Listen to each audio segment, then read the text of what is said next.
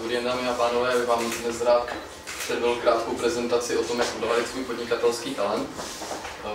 Proč je to vůbec důležité? Když se na to podíváme z pohledu v České republice, tak než se teda k tomu dostanu, tak tohle jsou data od Gallupu, které říkají z roku 2013, že v České republice je zhruba 8% angažovaných zaměstnanců ve firmách. To znamená, že to jsou ti lidi, kteří staví tu zeď, v podstatě posouvají ten biznis a tu firmu dopředu. Naproti tomu existuje zhruba 30% aktivně neangažovaných zaměstnanců, to znamená, to jsou ti, kteří ve chvíli chcete ve firmě začít cokoliv dělat, anebo i ve škole, prostě v jakékoliv organizaci, tak vám řeknou, to nebude fungovat, to je na nic, vykašleme se na to, prostě nemá to smysl. A ti, co jsou mezi tím, ti čekají na to, co jim řeknou ti angažovaní, aby to zrealizovali. Ve světě ten průměr je zhruba 15, 70, 15, když se vezmou průměry, takže Česká republika a celkově ten východní blok je na tom velice špatně ve srovnání teda s nějakým světovým průměrem. A právě téhle problematice vůbec výzkumu kolem angažovanosti se věnuje organizace Gallup. Ti se tomu věnují zhruba 40 let, se vlastně věnují výzkumu v oblasti talentu a silných stránek, vůbec potenciálu a mají k tomu celou řadu testů, publikací. Když se přihlásíte na jejich web, tak prostě mají to ve vztahu ke vzdělávání, ve vztahu k biznisu. Prostě to zaměření je velice široké. A jeden ze dva testy bych vám chtěl představit, které jsem vám teda tady rozdal, které si můžete prohlídnout. Jedním z nich je StrengthsFinder 2.0 a druhý z nich je podnikatelský profil EP10, který vyšel zhruba před 4 měsíci. S tím, že teda začnu tím podnikatelským profilem. Vlastně když došlo ke krizi v roce 2008, tak v Americe poprvé došlo v historii Spojených států k tomu, že více firm zaniklo, než vzniklo. Což je jako obrovský průser na to, že Amerika byla v podstatě jako líheň podnikání a takhle je celou dobu prezentovaná. Tak vlastně Gallup to začal zkoumat a zjistil, že jsou schopni odhalit lidi, kteří mají potenciál být špičkoví sportovci v těch různých přípravkách, jsou schopni odhalit špičkové vědce, zase v rámci škol, různé soutěže na univerzitách a podobně, ale neexistuje žádný způsob, jak najít lidi, kteří mají potenciál být úspěšní podnikatele. Jako úspěšného podnikatele definovali člověka, který je schopen vybudovat firmu s víc jak 100 zaměstnanci. To znamená, to jsou ti, kteří potom mají generovat pracovní místa, protože samozřejmě ta krize 2008 přinesla jako velké zvýšení nezaměstnanosti, takže tohle se tím začali zabývat a zjistili, že vlastně potenciál na to vybudovat takovou firmu na základě těch výzkumů má jeden z 200 lidí. A právě ten test, který někdy v listopadu 2014 vydali, tak vlastně měří 10 podnikatelských talentů, které vám říkají, buď ten talent máte a děláte to naprosto přirozeně, ani o tom nevíte, nebo ho děláte, když se k tomu začnete nutit, nebo vás k tomu nutí vaše okolí, anebo vůbec ho nemáte, vůbec nevíte, že existuje a když vám někdo začne říkat, proč se tak nechováš, tak se začnete klepat na čelo, že to je nesmysl a proč byste to jako měli dělat. A nikdo vás do toho nedonutí. Takže když řeknu ze zkušenosti z naší, my jsme to teda hned udělali v naší firmě na základě toho, že mám vlastně nějakých 7 let zkušeností s tím StrengthsFinder 2.0 a úplně jsme se jako divili, co nám to dalo za výsledky toho, co jsme řešili jako v podstatě konfliktní situace několik let, tak jenom díky tomu testu a interpretaci a těch zkušeností, které právě máme s gallupovskými metodologiemi, tak nám to jako vyřešilo spoustu problémů. Jo, doslova jako během 14 dnů prostě jsme vyřešili něco, co jsme nebyli schopni vyřešit několik let. Takže to považuji jako za velice kvalitní nástroj, který je teda naměřený na podnikání. Druhý, ten Clifton StrengthsFinder, ten je zaměřený obecně na potenciál člověka jako jedince. Je použitelný od 15 let a tady máte o tom nějaké data, výborná věc.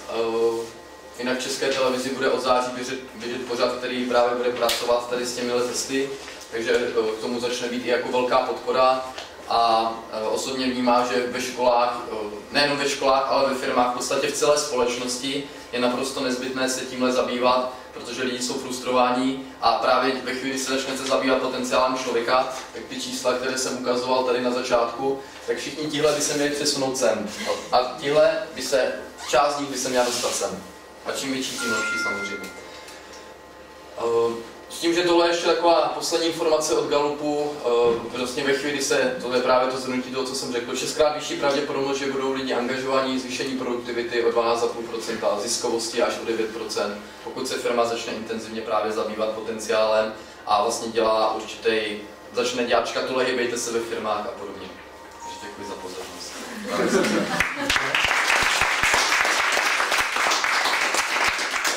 takže vás poprosím o 5 minut dotazů. Já bych se zeptal, prosím vás, už v dětství třeba, jakou se hrává roli pro pozdějšího podnikatele. Jo? To znamená, já jsem třeba případ metoda Montessori, všichni jsme pedagogové, Montessori, příroda. Jo? A najednou právě, co jsem z vlastní zkušenosti poznal, jsem na začátku se představoval, že jsem pracoval na internátech Tatry Kopřivnice, že pak jsem studoval asistenta pedagoga. Tak jsem zjistil, že vlastně ti lidé, kteří jako už se pohybují v té přírodě, zahradníci a tak dále, tak vlastně už ty kořeny mají v tom dětství, jo? To znamená, to se právě odrážela ta metoda Montessori, jo? Tak jo, fakt jako roli třeba se hrává talent, že no, a to je vlastně, no to je jedno, můžeme se bavit o třeba, teď mi napadá Krečmer třeba, jo, že podle hlavy poznáš, jo, kdo je to vlastně před tebou, že tak asi nějak, jo? Jestli je to leptosomický obličej nebo pikník, no a pak je to třeba úspěšný podnikatel. Otázka právě zní, kde jsou vlastně ty prvky, jo, pozdějšího úspěšného podnikatele. Gallup dělal dlouhodobou studii na Novém Zélandu, 20 let, kdy vlastně zkoumali korelaci mezi dětmi ve 3 letech a ve 26, takže 23 let to trvalo. A víc jak 1000 lidí se to účastnilo a zjistili, že ten talent, který se projevuje ve 3 letech u toho dítěte, tak je velice silný ve 26. My máme 2,5letou dceru a už prostě to jako na ní vidíme, jak se to jako profiluje. A samozřejmě nemáme to pojmenované, ale víme, jakým způsobem a kam ji směřovat na to, aby jsme maximalizovali ten její potenciál. Takže je to viditelné velice brzo. A samozřejmě to není jenom o talentu, pak do toho právě musí nastoupit ty znalosti a dovednosti. Samotný talent nestačí.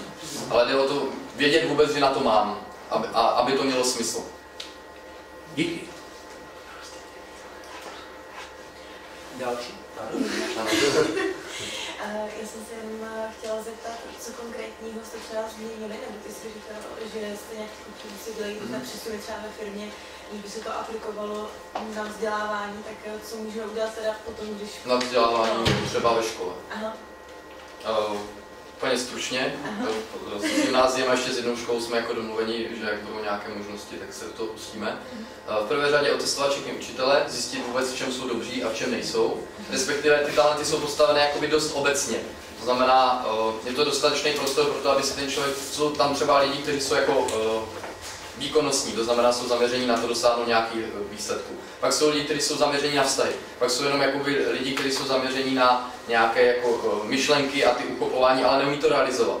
To znamená, že ve chvíli, kdy lidi si myslí, to je ale blbej učitel, co s ním jako uděláme a všichni na něho budou nadávat, tak v podstatě on má tu svoji silnou stránku, kterou třeba ani v tom svém povolání není schopen v podstatě jako vystavit navenek a někdo, kdo je oblíbený, tak je jenom empatický, s těmi žáky se prostě zasměje a všichni ho mají rádi.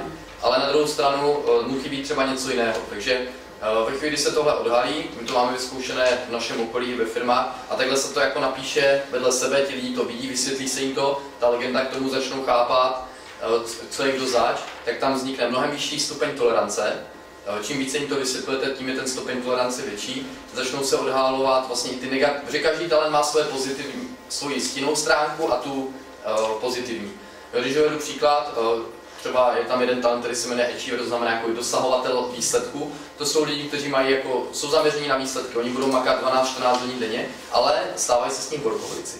A ve chvíli, to ten člověk o sobě neví a neumí to včas zabrzdit, tak se mu rozpadne firma, rodina a tak dále. A takhle by mohl pokračovat na úrovni prostě každého toho talentu, co to vlastně znamená a jak se ti lidi musí párovat na to, aby to potom fungovalo. A vlastně třeba řešení u toho podnikání je potom to, že to není o tom jednom člověku, že ten člověk musí být sám, ale ve chvíli tu dovednost nemáte, nebo ten talent, tak se prostě spojíte s jinými lidmi, kteří to mají. Důležité je ale o sobě to vědět, na to, abyste se mohli vzájemně doplnit a neříkat, ty tomu nerozumíš, ale taky tomu často nerozumí ten, který to říká, že tomu ten druhý nerozumí, je ten, který ty schopnosti vůbec na to nemá a jenom to prostě nevidí a vůbec neví, že to je důležité. Takže... Můžu dvě otázky. Práva na užívání tady těch testů mě zajímají a druhá záležitost, jak to koreluje nebo validuje s Wellbeinem. S Wellbeinem nevím, tím jsem se nezabýval.